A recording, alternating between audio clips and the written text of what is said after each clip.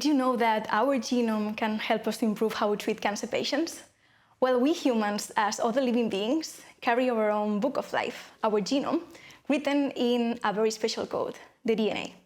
So if you're wondering where do we hide this book, the answer is that we have millions and millions of copies of it, one in each of the cells of our body.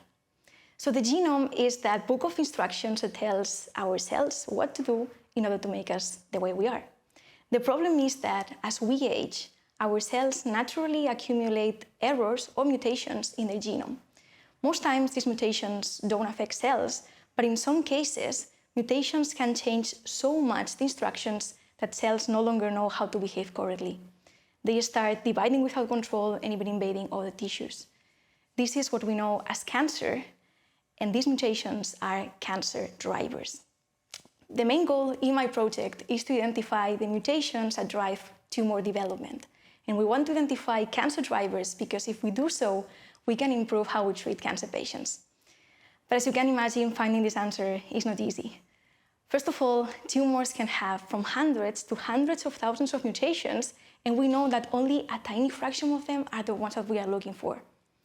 In addition, my project is focused on analyzing these cancer mutations in a new and recently discovered part of the genome, the non-coding genome, about which we still know very little. But we have a plan. First of all, I'm developing computer programs that are helping us to distinguish between the mutations that are cancer drivers from the ones that are not. Then I'm using these computer programs to analyze the genomes of the tumors of thousands of cancer patients so that we can identify which parts of the genome have more mutations. And finally, with all this information, I'm working on a prioritized list of non-coding cancer drivers that can be then further analyzed outside of computers. So I hope that with this project we can learn more about our book of life, and hopefully it will bring us back new answers on how to improve the treatment of cancer patients. Thank you.